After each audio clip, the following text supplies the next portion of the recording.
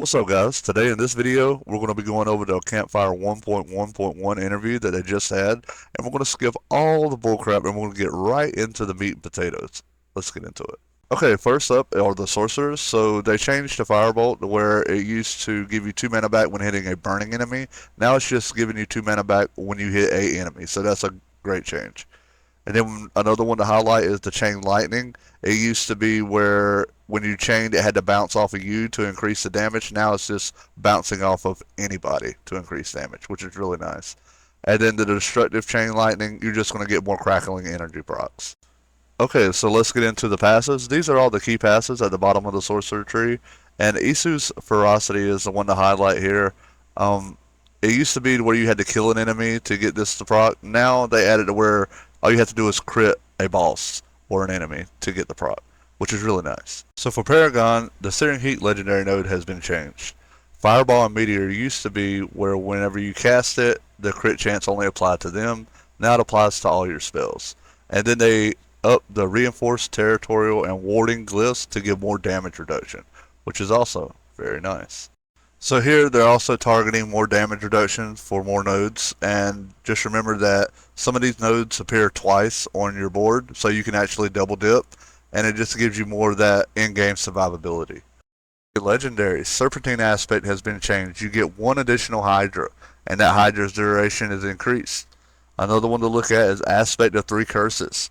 And the way it used to work, it only applied to Meteor. Now it applies to Meteor and Fireball, and when you're fighting something, and you cast a meteor or fireball, you get the 20% damage if they're below healthy, but if they're above healthy, it goes to 40% increased damage.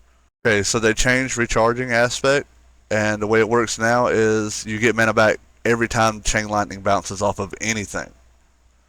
And then they added a new legendary called the Mage Lord's aspect, and it takes the Veer's key passive and gives you more damage reduction, especially in melee range, just to make survivability a lot better. Okay, so Snowveiled got changed. The way it used to work was whenever you pop Frost Armor, you got Unstoppable. Now you get Unstoppable and Armor. And then they changed Incendiary aspect. And it was the lucky hit chance applied to a burning enemy. Now it applies to Pyromancy skills, which is like Meteor, Fireball, etc. That is huge. Okay, for uniques, the Gloves of the Illuminator has been changed, and they reduced the distance traveled to where you can hit more enemies with the bounce. And also they changed the affix on it to where the more enemies you hit, it restores resources now, which is huge. Alright, moving on to the Barbarian. So they increased the Fury gain for all your basic skills. Double Swing got a damage buff, Rupture got a damage buff, Charge got a damage buff. It's going to make this class a lot more enjoyable to play. Okay, skills. Violent Upheaval has been changed and now applies to bosses, so you'll be able to chain your Berserking. And then Gushing Wounds is now scaled based on critical damage. And the bleed damage with your overpowers have been increased a lot. It is crazy. Okay, so we'll get into legendaries. So they changed the aspect of Unrelenting Fury. Now it can hit bosses. And then the aspect of Bulkatos and Earthquake aspect is also increased the damage and damage mitigation it provides. So uniques, Field of Crimson got a damage buff. Hellhammer got a damage buff. Ramalah's physical damage affects replaced with vulnerable damage. These are all good changes. Alright, let's get into the rogue. So they changed Forceful Arrow. Now every third cast pierces enemies. And then Rain of Arrows on the first cast knocks down enemies for 3 seconds. So on the passes, they did a little bit of buffs. On the legendaries, Aspect of Elusive Menace no longer requires hits to be from close enemies. Okay, moving on to the druids. So now all your basic skills are going to give you more primary resource, and they're also increasing the damage bonuses of your companions.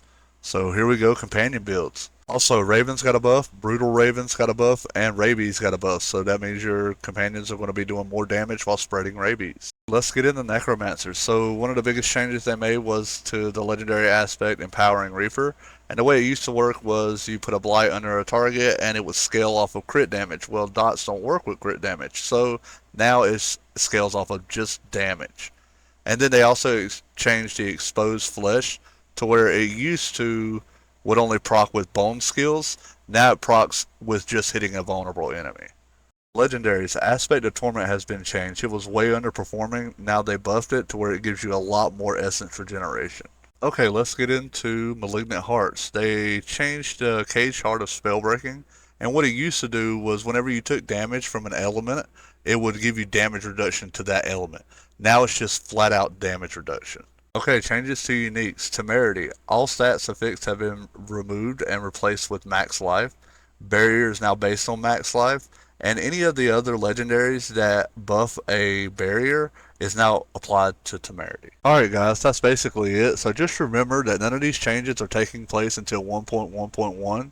And as usual, if you liked the video, like, share, and subscribe.